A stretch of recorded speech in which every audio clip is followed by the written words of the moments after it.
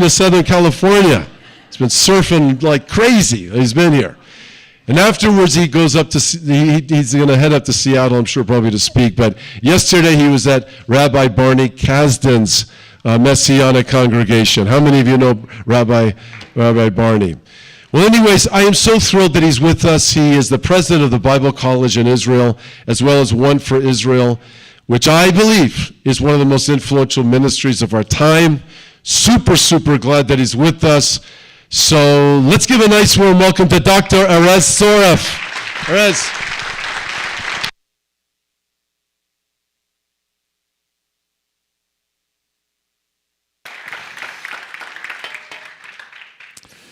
Shalom, everyone, and thank you so much, Pastor Greg, for the warm welcome. Really so happy to be with you, and good to see some familiar faces. And some people came to me, told me that they came for a little bit away, so thank you so much. I'll tell you very briefly a little bit about myself. I want to talk a little bit about what's going on in Israel now, and I'll tell you about a question my dad asked me afterwards. But having grown up in Israel, by the way, I grew up the connection to surfing in California and all that. I grew up by the beach, and in the 80s, the early 80s, was when surfing really came to Israel. So my buddies and I were there, and kids that were two years older than us were the elders, the tribe's elders type thing.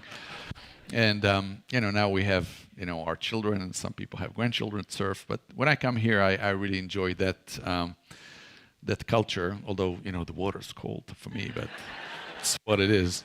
But it's warm outside, like it is in Jerusalem now. So, yeah. But growing up in Israel, it sounds really weird, but I've never heard about Jesus. And I have had an aunt and an uncle who lived on the shores of the Sea of Galilee, and we would be there every year, several times. They would come to us, we'd go to them. And I just walk around all those places in the Galilee. No idea about Jesus, his disciples ever walked there or anything like that. Had family in Jerusalem, visited there, never heard about Jesus or his disciples. On the 8th grade, we studied a thick book about Second Temple period. Guess who wasn't mentioned? And so we refer to this as Jesus being the best kept secret in Israel. Now, when you talk to a Jewish person, I say that to some degree it's probably true today, but it was more true 30 or 40 years ago, then the immediate association when a Jewish person hears about Jesus, you think about persecution. There's a very painful history of the church, particularly the Catholic Church and the Jewish people, and a Jewish person would go there immediately. And so, anyhow, I heard the gospel for the first time when I was 22 after my military service, and I'm not going to take a lot of time, but just say that God has used Gentile believers in Jesus to make me jealous. I saw there was a spiritual quality I didn't have, and they were praying to my God, as it were. And so that definitely caused me to what Paul is calling to jealousy. And I had a spiritual experience with the Lord and became his disciple when I was 22. Now, I thought I was the first and only, Jewish person to have made that discovery. So I went home, I told my parents, and my dad asked me, my dad who's a secular, he's still living, and my mom too, and he asked me this. He says, and I told him, I said, Dad, I believe in God and in Jesus the Messiah. And I want to show you why I believe that from the Hebrew Bible.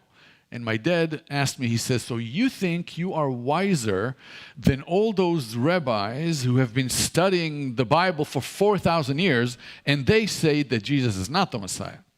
Which, it's a fair question, if you think about it. And I'll relate to this, but that was the beginning of my spiritual walk with the Lord. I discovered I wasn't the only follower of Jesus in Israel, and there were several, so I actually discovered there was a couple of congregations in the city where I grew up, in Haifa, north of Tel Aviv, and I started attending one. Now, I'm going to go back to this, but I do want to tell you a little bit about the current atmosphere in Israel. First of all, let me say, I cannot tell you how much it means to be able to share, for me personally, but also to be able to share with others that there are people, in California. California has their own issues, but you live in relative, peace and quiet. And you guys care enough to pray for the people of Israel. And it just means the world. One of the things that I deeply, deeply, deeply appreciate about Pastor Greg, and I told him that, is that him and Rise Church actually stand openly with the Jewish community in San Diego. And that means a lot because, let me tell you, Jewish people now, not just in Israel, in America too, hard to believe, but feel very, very isolated and hated by everybody else. And just experiences from my last few days here in California. So a few days ago, I was in Orange County, and I walked in this restaurant with my wife and I, and the lady, the hostess, young woman, she had this necklace, and on the necklace there was like a little thing hanging. I forget what you call it in English, but it was something that a lot of Jews wear, not the Star of David, but something else. So I asked her, "What is that?" And she told me what it was, and I said, "Oh, that's what I thought. So you're Jewish? I'm Jewish too." And she went, "Shh." Really? I mean, she wasn't joking. It's like, don't mention it, don't talk about it, don't say it, which was very strange to me. And then, so yesterday when I went surfing with Rabbi Barney, so he brought me a surfboard, and it's an old surfboard. It's a longboard, a 9.2, and it's all white, and it has a gigantic flag of Israel on the front and on the back. So I told him, well, what do you think about that? I mean, how would that kind of go in the water? He said, I don't know. I was thinking about that too. I never surfed this board before. I mean, I have for a long time. So we're pedaling out there, and we're sitting there, and then one guy comes to me, and he's like, yeah, Israel. And so we start chit-chatting, and we figure out, by our accents that we're both Israelis. So we're starting scrubbing some Hebrew, and told me he lives here for some years, and he says, "So what do you do here?" I said, "Well, I was just spoken in the Messianic congregation of this guy over there." I'm pointing at Barney. And we started talking about the Lord for about half an hour until he took off. But anyway, it was just interesting experiences I had the last few days here. Now, just want to, a couple of things, again, just as form of, update or introduction to what I'm actually going to speak today. The last 11 months since October 7th have been, and I don't think I exaggerate when I say that, the hardest time, for definitely Israelis, but I think Jewish people around the world in the last century. It was unfathomable to see not just the atrocities that took place on October 7th, but how very, very, very quickly after, you have mass demonstrations in the United States and Europe, and in New York and top universities here basically calling death to the Jews, and quoting all sorts of stuff that we haven't, this world hasn't heard for almost 100 years. And so just very, very, very difficult. And as I mentioned, Jews feel very much alone in this. So again, means a lot. Now, I will say this. I read this article in one of the Israeli newspapers the other day, and it's a sociologist or a psychologist, a researcher in one of the Israeli colleges, and she wrote an article stating that she predicts that like it was in Yom Kippur War in 1973, which was a big shock for Israel as well, for those who may recall, at that time, she said, she found literature, and she showed that many, many, many people, many Jewish people in Israel have turned to religion following the war. Became Orthodox Jews and so on and so on. And she predicts, that's her prediction, that the same is going to happen now. This war is not over, but hopefully when it will be over. And so that's interesting. And I filled out her questionnaire, and I'm considering making contact with her because, we really see that. In the last, I'll say this, in the last, especially last 15 years or so, we have been, and maybe some of you have watched some of our videos, the majority of videos we do is in Hebrew. And we started doing videos about Yeshua. And it started with testimonials in Hebrew about Jewish Israelis from all walks of life that started to follow Yeshua. And, people would hear a short, interesting story, so people started to watch it. And actually it was a really tremendous response. We started, then a lot of questions came. We started doing videos to answer those questions. Israel is a country of about just under 10 million, of them about 8.5 million Jews.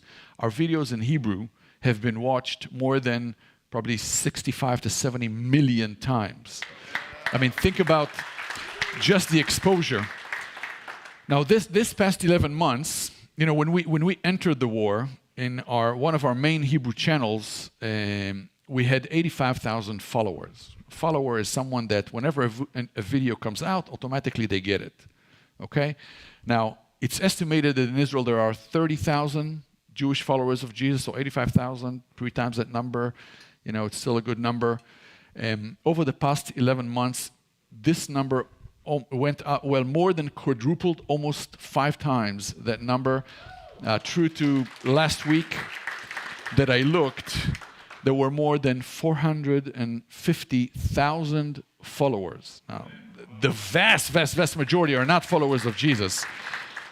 So I wanted to tell this sociologist, I said, look, I really think your assertion is correct, but I don't think everybody's going to become Orthodox Jews. Hopefully, we pray that many will become followers of Yeshua. So anyway, forgive this long introduction, but I want to go back, and really what I want to talk about today is to talk about my dad's question. Do you think you're wiser than all those rabbis that study the Bible, you know, all those years? And we can actually go to the next slide, please. So in the next slide, you can see, before I dive into that, one more word. So in the next slide, you will be able to see some of our team members. So we are quite diverse, as you can see. Most of us in the pictures are Jewish followers of Jesus. There are Arab followers of Jesus. We look alike. You can't tell really. And there's some staff members from other backgrounds. So and that's actually an old picture. It's probably our team total is about 100 people that are dedicated to serve God and to make His name known to our people and serve all people. So it's and I'll say this: the fields are white. My prayer request would be for more people to come and serve with us. So anyway, yeah, we can go to the next slide. So I really want to talk to you today about the prophet Zechariah. I want to look at chapter 3. I want to tell you a little bit about the prophet Zechariah. It's not on the screen. The meaning of the name is God remembers. That's the meaning of the name Zechariah. He was from a very well-known priestly family, and so tribe of Levi and a priestly family, and he was also a prophet. So he was both a prophet and a priest. Zechariah's prophecy gets a really important place in the Hebrew Bible among the books of the prophets. Both the Hebrew sages or the Jewish sages and Christian scholars see Zechariah's prophecy as sort of a summary of the former prophets. And we'll see that as we look at chapter 3. Now, there's a very famous Jewish rabbi that studied the Hebrew Bible in Spain in the 12th and 13th century. And as he studied the Hebrew Bible, he noticed something really interesting. And he called it, the acts of the fathers are a sign to the sons, by which he means through history, God is teaching us about the future. And I think if we look at our own lives, we can see that many times. It's definitely true, I think, for the times we're living in now, because now, let me, before I say that sentence, let me say one more sentence.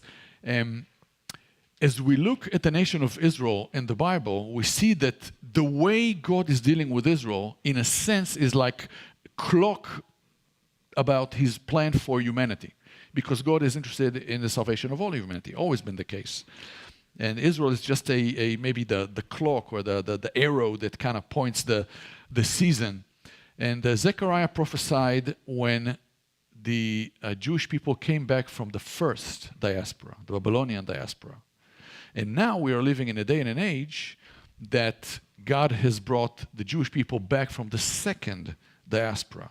And so as I look at Zechariah, I keep asking myself, well, what can we study from what he did then about what's happening now? Because if the first diaspora, those that return from the first diaspora, prepare the way for the first coming of the Messiah, then is this the second coming from the second diaspora prepares the way for the Messiah's second coming? So again, this young man, Zechariah, he started ministering when he was, it's really difficult to say how young, but probably somewhere between a teenager and early 20s. So, God uses young people and old people and all ages. So if you're young, God wants to use you. And God has given Zechariah 8 visions. That's the first 6 chapters of his books. 8 visions in a single night. That's a lot for anyone. But anyway, the prophecy of Zechariah is quoted often in the New Testament, more than 40 times, in fact. But I'm not gonna, for time's sake, I'm not gonna go into that. One thing that I do want to mention, one more thing about the background for Zechariah. At that time, the nation of Israel had 2 leaders. One was a civil leader. His name was Zerubbabel, and very importantly, he was a descendant of David, a direct descendant of the family of David. So that was really important because it comes from the royal family. And the second leader was a spiritual leader who was the high priest. The high priest, and it's really, really, really important to understand in chapter 3, is the highest spiritual authority under the Mosaic covenant. I mean, he is the spiritual authority, and he represents the nation of Israel before God. And you may recall that on the shoulders he had the names of the tribes of Israel, and also on his heart he had a breastplate with the names of the tribes of Israel. So the high priest was a representative, as it were, of the nation of Israel before God. And the name of the spiritual leader was Joshua. And Joshua was a direct descendant of Aaron as the high priest, and both of them kind of led the nation of Israel. And as you can see on the screen, the chapter 3 of Zechariah, the 4th vision, is talking about my servant, the branch. I'm going to expound on that just a little bit. It's a very short chapter, so we're going to go verse by verse. So next slide, please. There we go. Okay, so verse 1. Then he showed me Joshua, the high priest, standing before the angel of the Lord, and Satan standing at his right hand to accuse him. So here is the vision. Again, particularly the Hebrew language is very, very, very concise. So it's a lot of information in just a few words. But that's the 4th vision. God is showing the prophet a vision where he sees Joshua, the high priest, the highest spiritual authority under the Mosaic covenant, and he is standing before the angel of the Lord. Now, the angel of the Lord is not just an angel, it's the angel of the Lord. In chapter 1 of Zechariah, God is showing him who this angel of the Lord is. And for time's sake, I'm just going to concise it and say that the Bible teaches that the angel of the Lord is none other than the pre-incarnate Messiah. And we will see through the chapter that the angel of the Lord is equated with Yahweh himself, the name of God.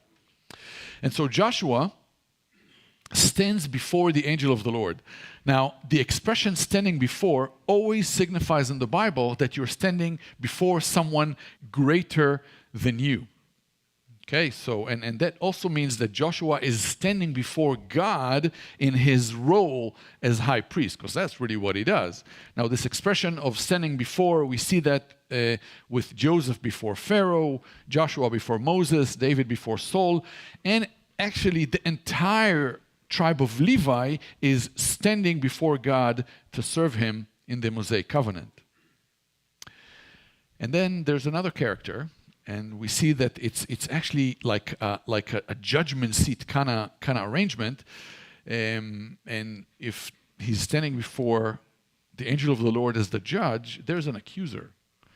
And the accuser is the fallen angel called Satan, and he's standing at his right hand to accuse him. Now, the word to accuse actually is using the word Satan in Hebrew as a verb, and he really satanizes him. That's what he does. He accuses. That's his nature. It's interesting to see. You don't have to go there, but I'll just read it to you. In Psalm 109 and verse 6, we read, "Appoint a wicked man over him, and let an accuser, same name, Satan, stand at his right hand." So I think it portrays for us the spiritual reality, what happens in the spiritual realm of Satan trying to accuse, to blame God's people, and certainly our conscience and God. Now, the thing is, it's not really clear what he is saying. The accusations are not detailed, but it likely went something like this. God, you choose that nation, what he represents. I mean, look at them. And we'll see in verse 3 that he was with ultimate uncleanness. They're not worthy. You're choosing them, and I think we can identify with that, because that's his accusation against us. God, you're choosing them, weak people? I mean, look at them. They're falling short all the time. And that's not entirely wrong. I mean, the accusation is not entirely wrong. But that's where it's becoming really, really encouraging. So verse 2. The Lord said to Satan, "The Lord rebuke you, Satan. Indeed, the Lord who has chosen Jerusalem rebuke you. Is this not a brand plucked from the fire?" So, in the legal scene, there was no defending counsel. And the defending counsel is none other than the judge himself, who basically walks forward and rebukes Satan twice. And the what's translated here as the Lord is actually Yud Hey Vav Hey, Yahweh, the specific name of God. And so in chapter 1 we saw, again, we didn't read it, but you can read it at home and see that the Messiah, the pre-incarnate Messiah, is interceding on behalf of the people of Israel. And he's doing the same here. I'll just mention very briefly, you can look at it at home. In Isaiah 50, verses 8 and 9, we see an echo of this defense of God, basically saying, who can accuse us if God is for us? Okay, this is in Isaiah 50. And then, of course, that echoes, we see that in the New Testament. We're familiar with the verses in Romans 8, 33, 34, who can bring a charge against God's elect? It's a rhetorical question. The answer is nobody, because the Messiah himself is justifying us. He's at God's right hand interceding on our behalf. So Satan is still trying, he's fulfilling his role, as it were, as the accuser of the brethren at this time, and he can try to pest us and to bicker at us, but he cannot. He has no authority on actually changing our status as the sons and daughters of God that have moved from death to life. And if we've decided to follow the Messiah, we are his. Nothing can change that, because God's own character is that. And God says here, when God says, has God, the verse says, the Lord who has chosen Jerusalem rebuke you. In other words, there are many voices in the church today. I don't know if you're aware of it, but most people that identify as followers of Jesus today do not believe that God still has any sort of future for the people of Israel. We're the minority here. I hope you know that. Okay? And God says here, and if you think that, or anyone, let me rephrase. Anyone that thinks that, I don't think realizes that the issue is not about Israel. It really is not about the Jewish people. It's about the God of Israel. Because if God made unconditional promises and then changed his mind, it says something about the character of God. And that is the main issue. And that's exactly the main issue here. And God says that he never changes his mind.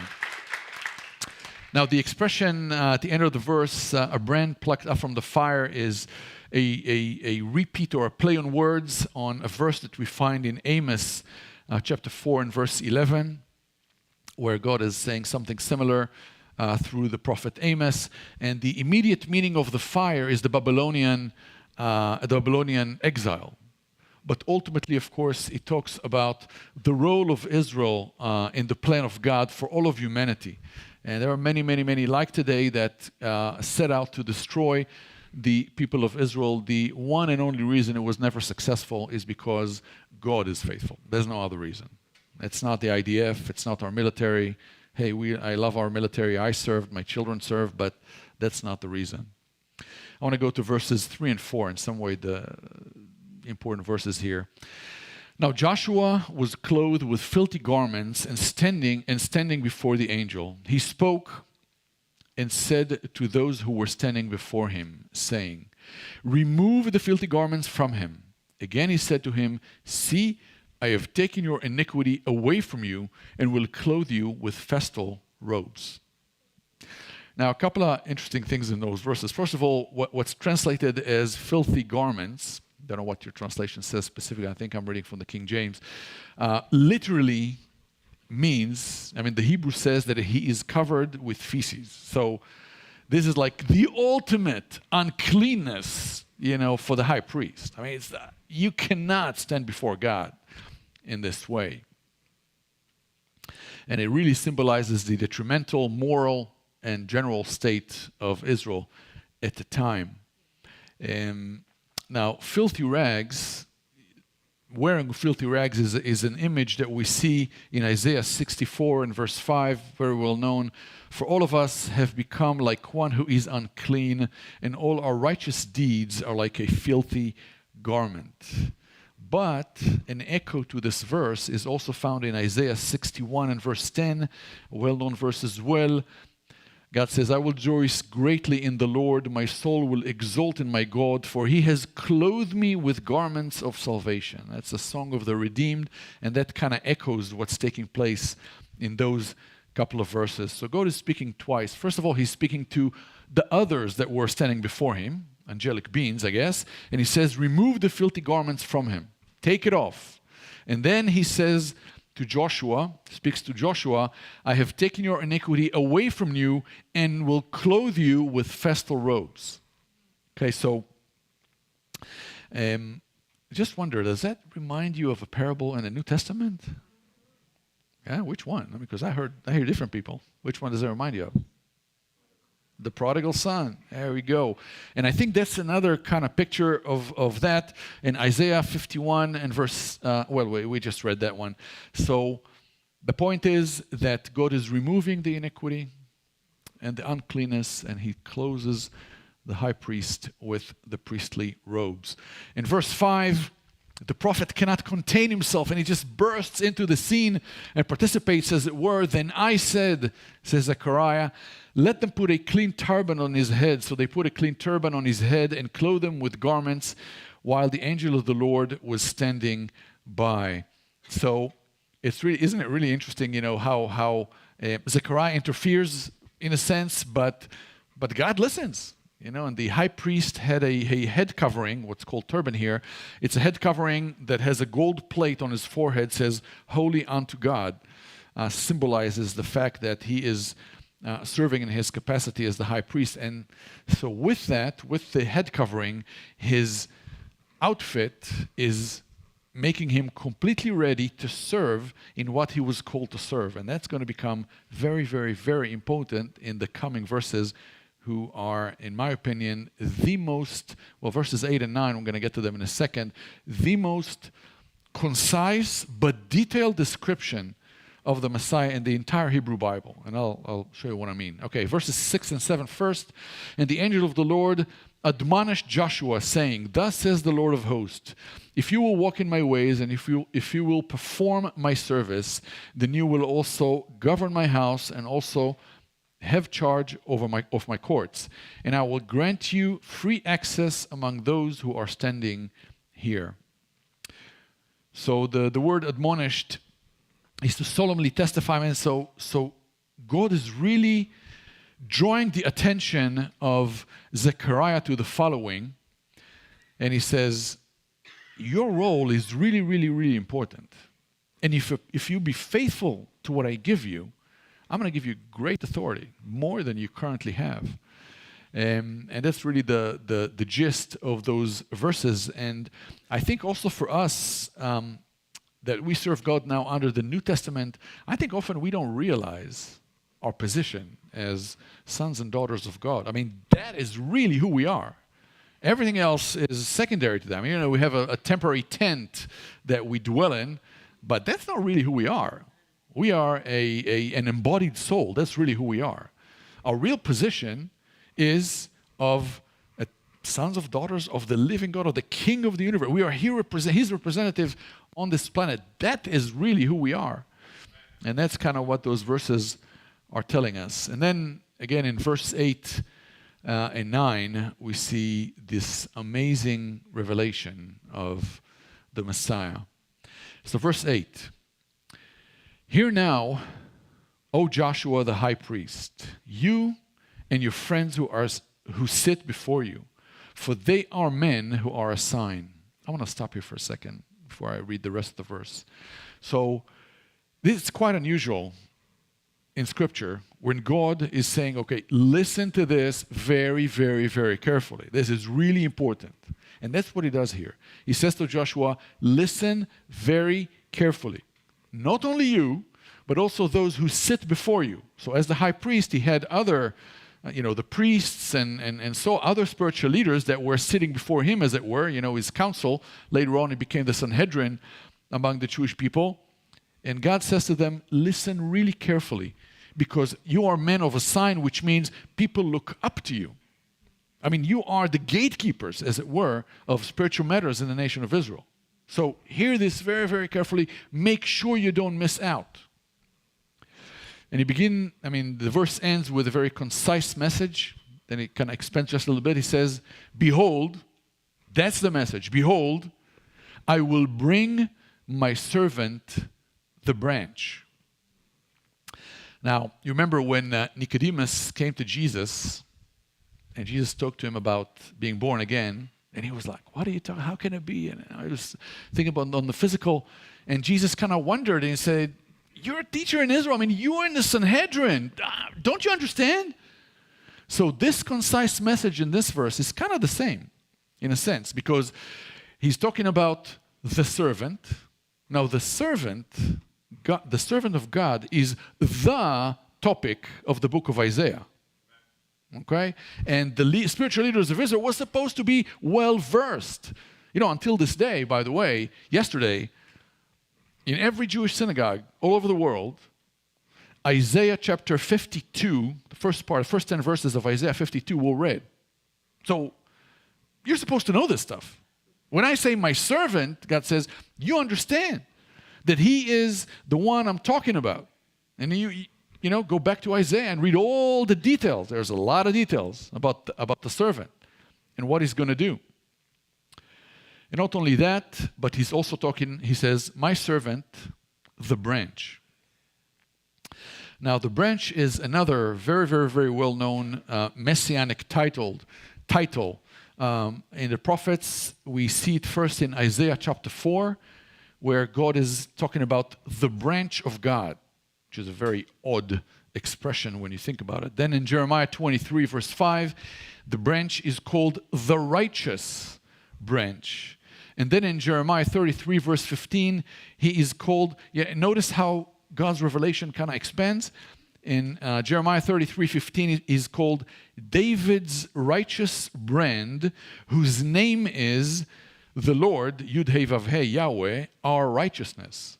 So he's a descendant of David, but he's also the Lord, our righteousness.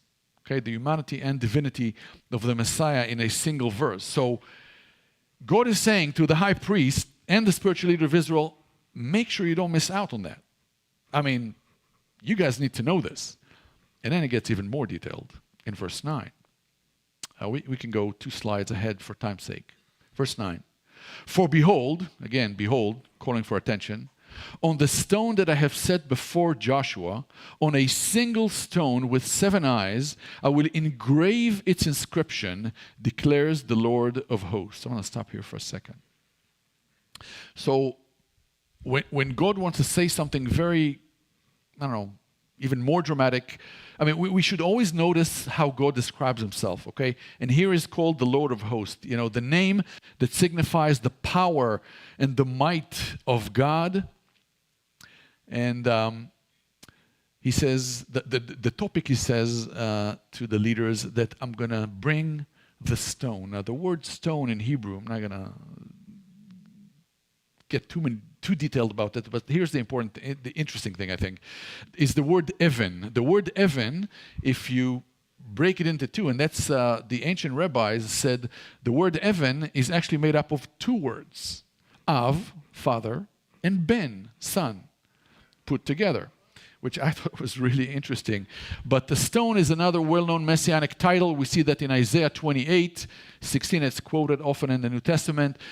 So Isaiah 28:16, therefore thus says the Lord God, behold, I am laying in Zion a stone, a tested stone, a costly cornerstone for the foundation, firmly placed. He who believes in it will not be disturbed. And then Psalm 118:22, also quoted in the New Testament, the stone which the builders rejected has become the cornerstone. Okay, so the stone is a well-known messianic title. It's not surprising. It's describing the Messiah that is coming. Now, what's amazing is that on that single stone, it's singular. There's none like it, okay? But it has 7 eyes on it. And that there's many interesting interpretations referring to Revelation, the 7 spirits of God, by Christian scholars. Jewish scholars talk about the fact that it signifies or symbolizes the fact that, 7, the perfect number of God. His eyes are always on that stone. There's special care and relationship that God has to the stone. He's really watching over it. It's really important to God. Some think it talks about omniscience, knowing the fact that God knows everything. But that's kind of the description of this singular stone. I want you to imagine that there's this huge stone right here, kind of laying in the middle. And you want to engrave it. You want to put some sort of an inscription on it. So how do you make an inscription on a giant stone? Take a chisel or a large nail, right?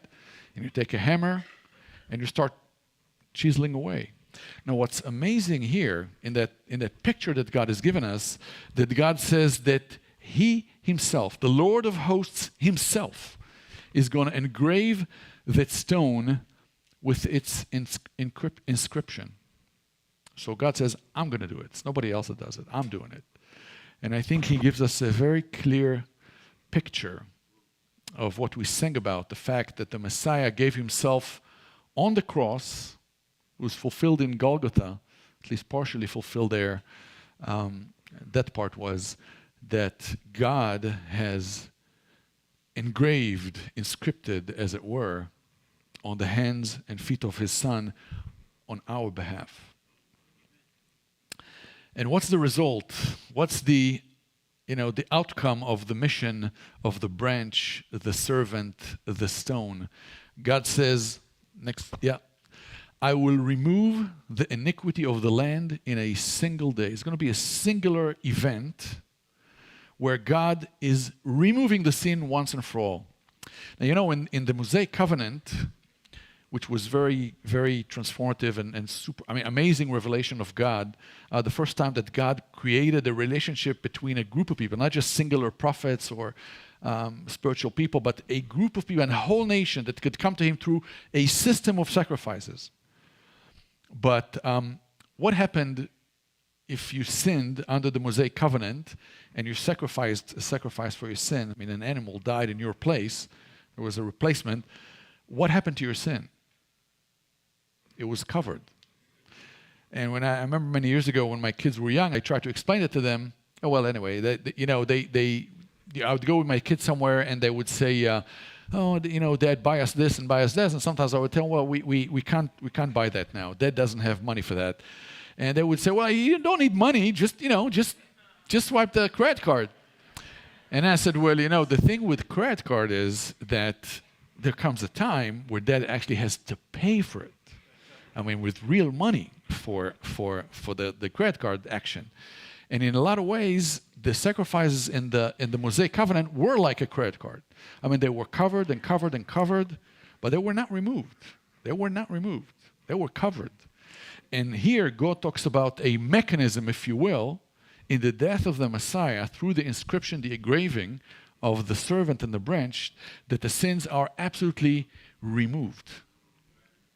And that is absolutely unique. Amen. And this chapter ends in verse 10 where it says, in that day declares the Lord of hosts, every one of you will invite his neighbor to come under his vine and under his fig tree. So the vine and the fig tree, one of the fruit of the land of Israel, signifies the blessing of God. So the following or the result, the outcome of what the branch, the servant, the stone will do is abundant life, abundant peace, what we have in the Messiah. And so that kind of concludes it. And, I want to go back to where I began with my dad's question. So, do you think you're wiser than all those rabbis? And the answer is no, I'm not. But, God has been very, very, very clear about the identity of the Messiah, what he will do, what it will do for those who decide to follow him. And it is a mystery. Paul, the Apostle Paul, calls it a mystery. How could the spiritual leaders of Israel miss out, not all, but mostly, the majority, miss out on who the Messiah is on his first coming? In Paul's language, Paul's putting it this way in Romans 11, verses 11 and 12. Paul is saying this, I say then, Israel, they did not stumble so as to fall. Did they? May it never be. By the way, the expression is, may it never be, is a very strong expression in the Greek. But by their transgression, salvation has come to the Gentiles. So the fact that the leaders of Israel, in accordance to God's plan, the majority of the leaders of Israel didn't recognize the branch, the servant, the stone, has become a blessing that brings salvation to the nations, to make them jealous, which, by the way, to make the Jewish people jealous is one of the primary missional tasks of the church that I think is often neglected. And so, again, I'm so happy to be here with you. Now, if there's Paul is finishing and saying, now, if their transgression, the missing out on Jesus, be riches for the world, and their failure be riches to the Gentiles, how much more will their fulfillment be? So, Zechariah is talking in chapter 12 about the fact that a day is coming that on a national level, not as a remnant, one here, one there, family here, family there, but as a nation, Israel would come to know the Messiah, to look upon him whom we have pierced. And so with that, I'll close and just want to finish with kind of the tagline of One for Israel. There are many ways, there are many great ways to bless Israel, but the best way to bless Israel is with Yeshua, is with Jesus. That's what our people need the most. So thank you, and may God bless you. Thank you.